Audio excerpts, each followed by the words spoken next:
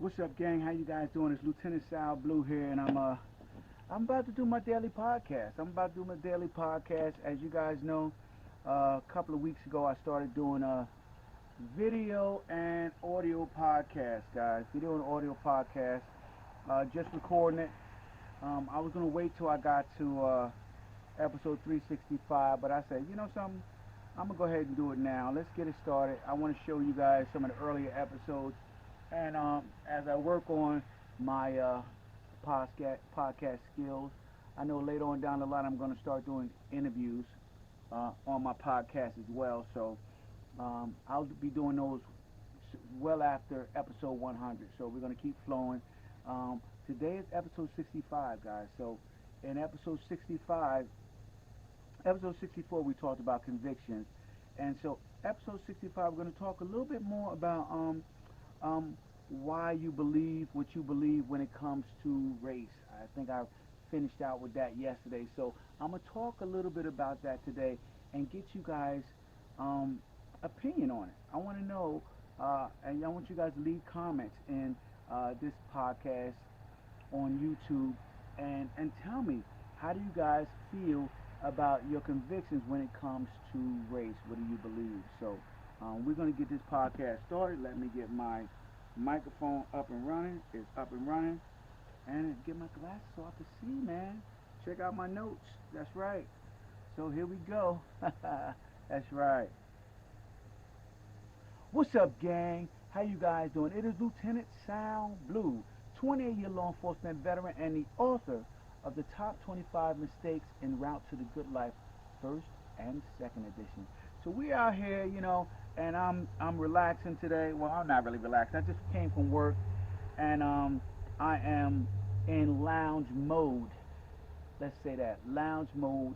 But I am definitely working, doing my podcast, working on my new book. And it's a nice short book, but it's straight and to the point. It's called The Mentor Manifesto. That'll probably be out come September. So I got a couple of weeks before that comes out, just working on some of the final touches.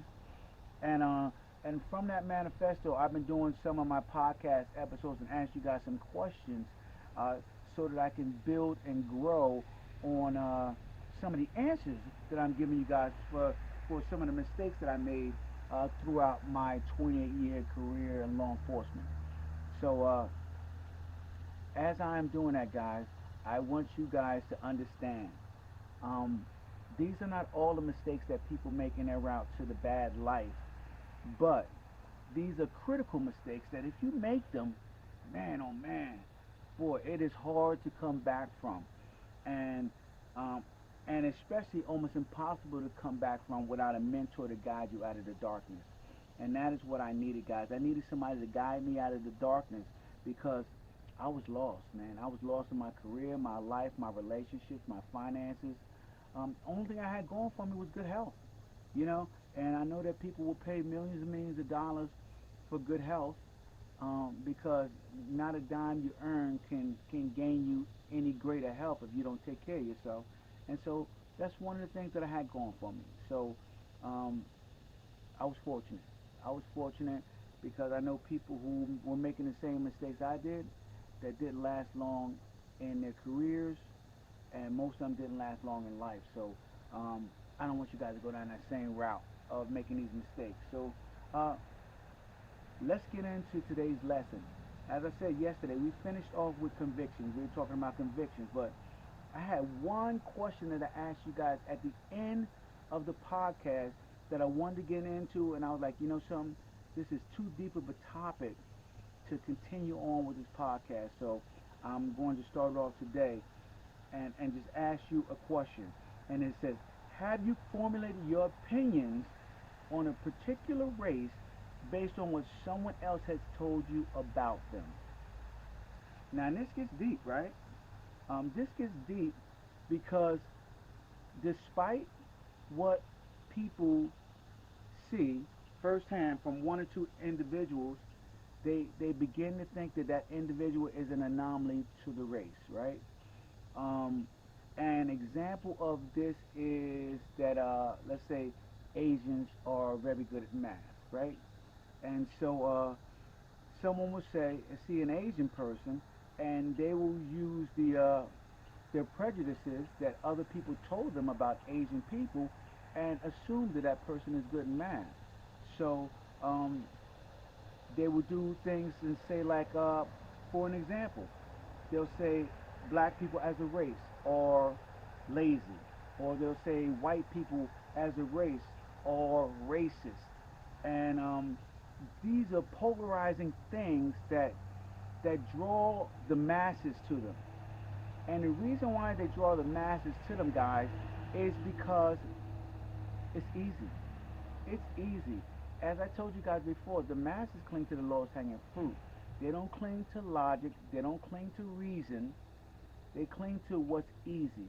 And if everybody is saying that black people are lazy, or black people are dangerous, or black people are criminals, or white people are racist, or Chinese people are um, good at math, or Jewish people are frugal, or you know, or I don't know.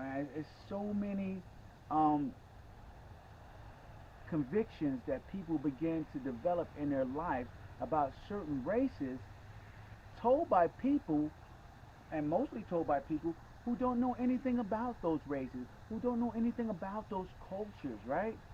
You know, it takes a well refined individual to meet a person, right?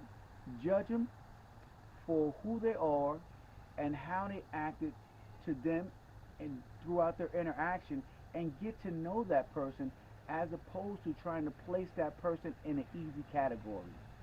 Um, this was difficult, right, for me to do in law enforcement, because in law enforcement, what they teach you how to do, um, as the lowest hanging fruit, is to categorize people who you think are doing not chemical, but criminal behaviors, okay, so that you can easily define um, a crime before it's being committed, basically. That's what they're trying to do. Or someone who is most likely to commit a crime. Well, the problem with that is that law enforcement as a whole, um, it doesn't teach you to deal with each and every single individual as a as one person, and them making their own decisions, and them not moving a certain way because of who they are or what race they are.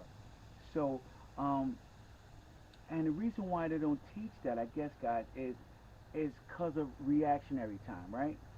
Um, People get upset with me when I say um, the way they teach law enforcement officers in the academy, as if there are a bunch of, you know, computers where you just program this in, and they have to do these set things over and over again, and that is how it's going to work out. And the truth is that officers are not computers, okay? And just because they're taught to react a certain way, um, every single circumstance is different. There's so many variables to people, because people are unpredictable.